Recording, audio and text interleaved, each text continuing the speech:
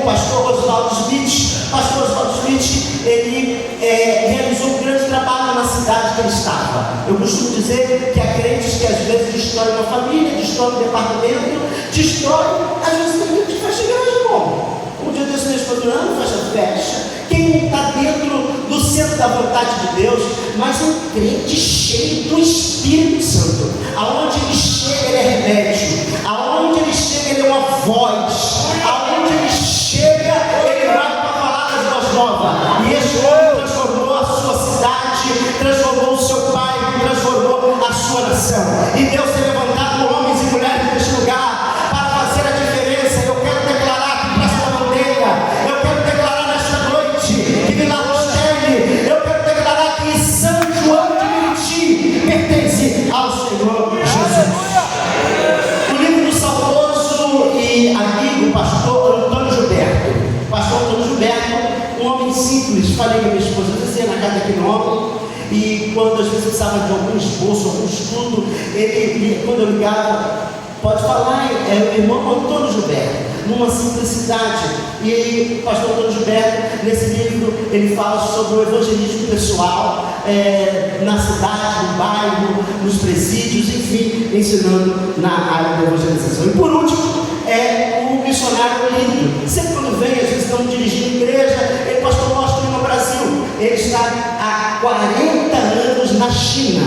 Esse livro foi publicado pela CPAD, a Casa Publicadora das Assembleias de Deus.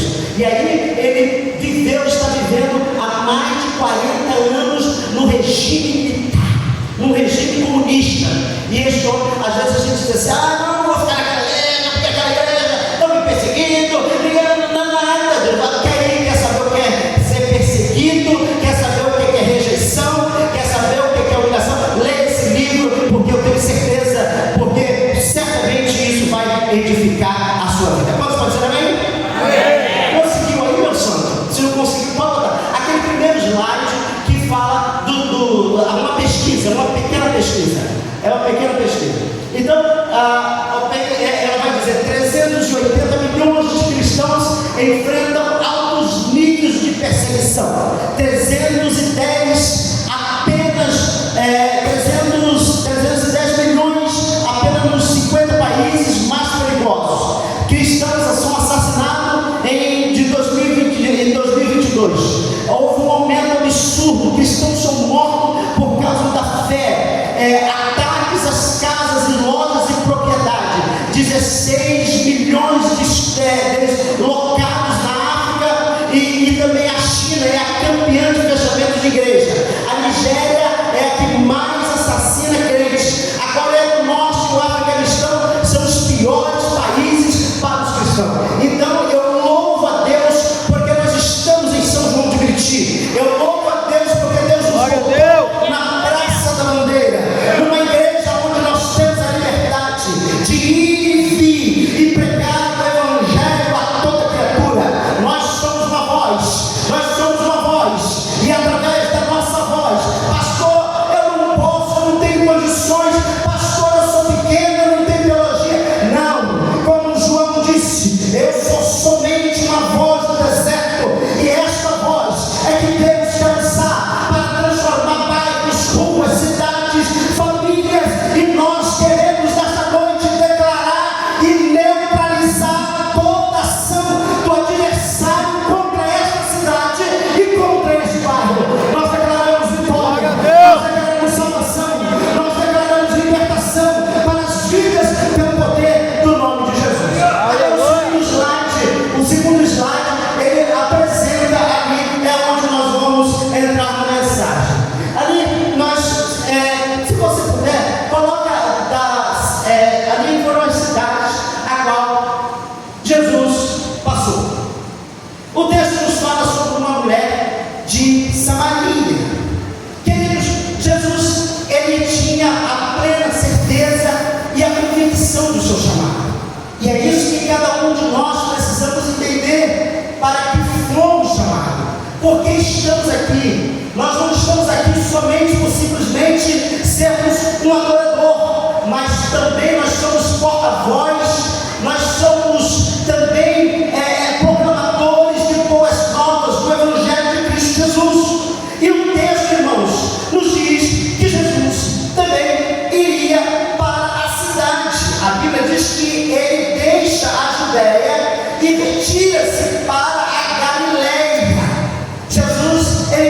rei, ele não titubeou no seu chamado. A Bíblia diz que, e a história vai nos dizer, nós vamos observar em Mateus capítulo 4, versículo de número 23, que Jesus percorria toda a Galileia, ensinando nas sinagogas, passando, pregando o evangelho ao reino e curando de toda sorte de doenças e enfermidades entre o povo. Capítulo 9, versículo 34, versículo 38, ele via as multidões e ele se compadecia, ele teve compaixão, ele teve empatia deles, porque eles estavam aflitos, exaustos, como ovelha que não tem pastor. Mas Jesus passa pelas cidades, Jesus passa pelas aldeias, Jesus passa pelas casas, Jesus vai nas cidades, Jesus vai em todos os lugares, pregando o evangelho de boas novas, porque o evangelho que nós pregamos é o evangelho de Jesus, o evangelho que transforma o homem,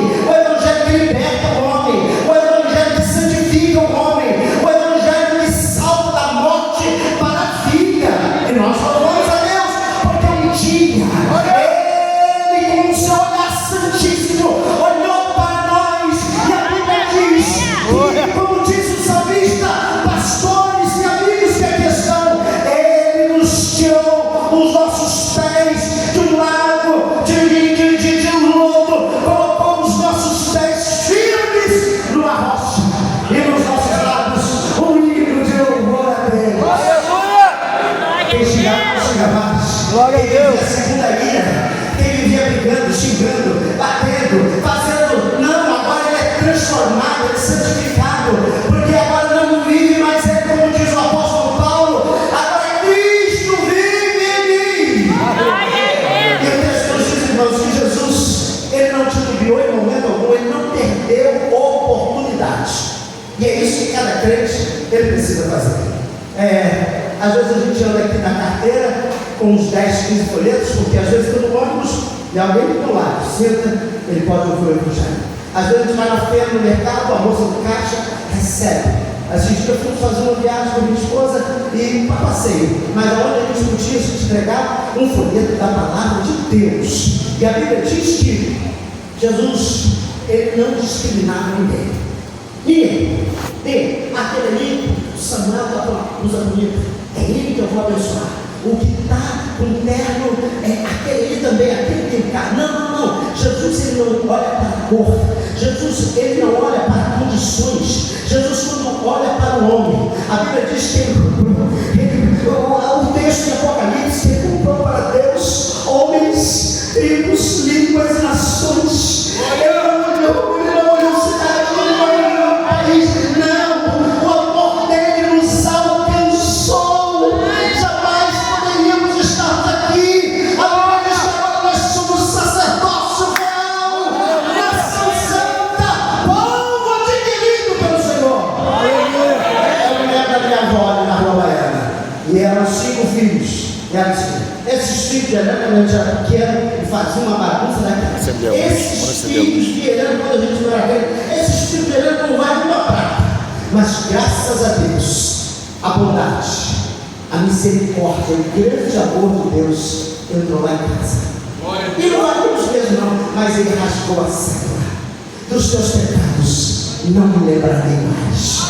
Bendito seja o Cordeiro de Deus. E a Bíblia diz que Jesus, ele não titubeou ao dizer: a seara na verdade é grande, os trabalhadores são poucos, rogai pois ao Senhor da seara que mande trabalhadores para a sua seara. Jesus cura mendigos, o cego de Jericó. Jesus vai lá no Bartimeu, estava sentado à beira do caminho, um lugar onde estavam os passados peregrinos, e eles ali se dirigiam para Jerusalém. E ele dizia: Jesus, filho de Davi, tem misericórdia de mim.